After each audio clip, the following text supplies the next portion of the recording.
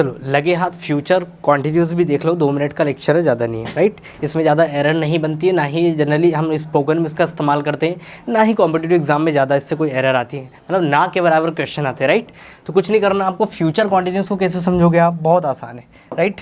कुछ नहीं होता है इसमें, आपको क्या करना है, देखो फ्यूचर कॉन्टिन्यूस कौन से एक्शन को दिखाता है, ऐसा एक्शन जो फ्यूचर में क्या हो रहा है, कॉन्टिन्यूस रहेगा, राइट, हो रहा होगा, अभी हुआ नहीं, फ्यूचर में कुछ समय बाद वो कॉन्टिन्यूस में क्या, फ्यूचर में क्या रहेगा, कॉन्टिन्यूस रहेगा, ऐसा एक्शन जो फ्यूचर में होने वाला होगा, राइट। उसको दिखाने के लिए हम लोग किसका इस्तेमाल करते हैं, फ्यूचर कॉन्टिन्यूस का इस्तेमाल करते हैं। बस यहाँ पर आपको याद रखने वाली बात यह है कि विल वी और शैल वी के साथ हम लोग कुछ नहीं करते हैं, वी का प्रयोग करते हो, वर्ब कौन से फॉर्म में होती है भैया, आईएनजी फॉर्म में होती है, राइट। इसको आप ऐसे ही याद रखना है, राइट।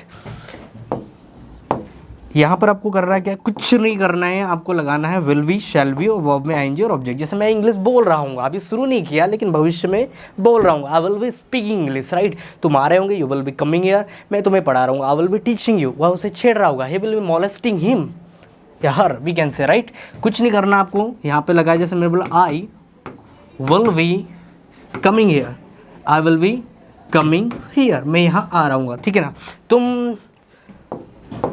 तुम सच बोल रहे होंगे, you will be telling the truth, you will be telling the truth, इस तरीके से इस्तेमाल करते हैं इसका, राइट। पांचों पैटर्न स्किप बनेंगे, कुछ नहीं है इसमें। जैसे मैं बोल रहा हूँ, आई विल बी स्पीकिंग, तुम सुन रहे होंगे, यू विल बी लिसनिंग, वे गाना गा रहे होंगे, they will be singing song, वे मोबाइल चला रहे होंगे, they will be operating mobile, मैं तुम्हारी पिटाई कर रहा हूँ, I will be thrashing you, मैं तुम्हारा मुंह बिगाड़ रहा हूँ, I will be smashing you, right. तुम गाना गा रहे होंगे, you will be singing song, वे दरवाजा खोल रहे होंगे, they will be opening the door.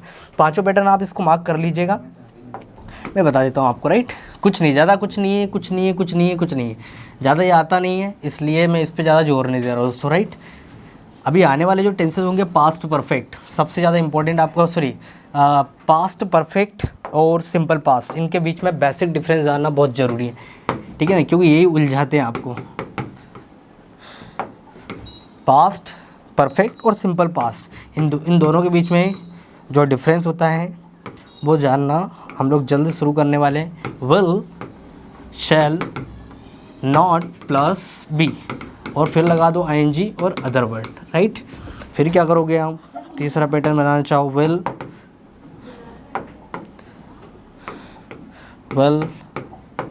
Shall be,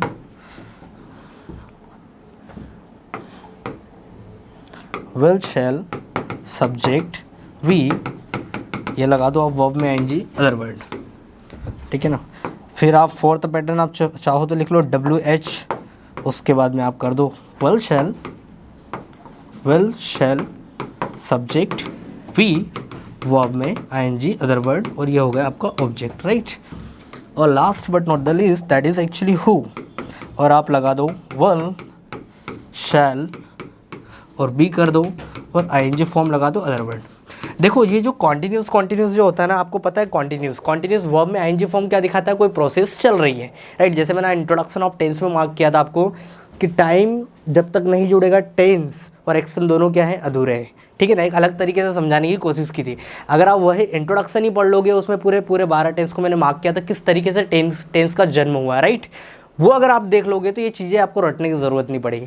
देखो आसानी कुछ नहीं किया, सब्जेक्ट लगाया हम लोगों ने, विल बी, शैल बी लगाया, वर्ब में आईएनजी, जैसे मैं बोल रहा हूँ आई विल बी स्पीकिंग, मैं पढ़ा रहा हूँ आई विल बी टीचिंग, मैं नहीं पढ़ा रहा हूँ। अगर आप इसका नेगेटिव बनाना चाहो तो विल शैल के बाद में नॉट रख के भी रख दीजिएगा, right. I shall not be, हालांकि शैल का प्रयोग ना ही करें तो बेहतर है, क्योंकि शैल दिखाता है ऑफर और सजेशन, जो कि हम नॉर्मली नहीं दिखाते हमारे सेंटेंसेस में।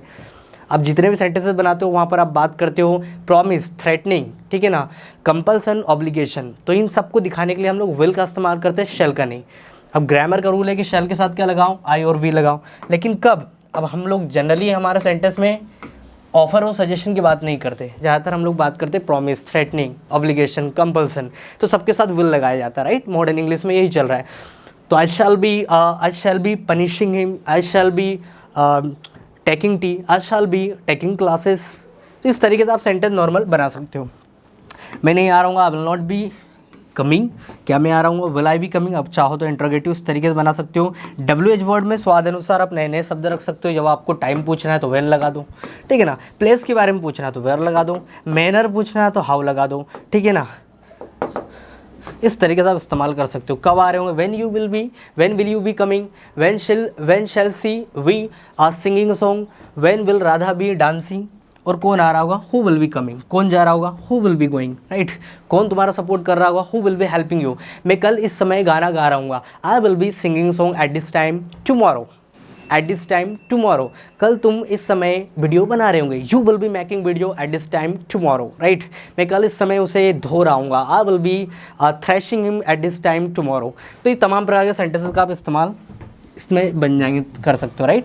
आई होप मेरा पॉइंट आपको अच्छे से क्लियर होगा। देखो इस टेंस पे मैंने ज़्यादा जोर नहीं दिया क्योंकि इसका ना तो एग्जाम में वेटेज होता है और ना ही स्पोकन में भी ना के बराबर हम लोग यूज़ करते हैं। जो सबसे ज़्यादा यूज़ होते हैं वो 3 टेंस होते हैं शुरू के, जो मैंने आपको मार्क कर दिए, सिंपल पास्ट, प्रेजेंट डेफिनेट और फ्यूचर इंडेफिनेट, राइट। परफेक्ट का भी होता है, अब जस्ट हम लोग शुरू करने वाले हैं। तो आज के लिए इतना काफ़ी है दोस्तों, मिलते हैं एक नए वीडियो के साथ, तब तक के लिए till then keep practising, have fun, Jai Hind everyone.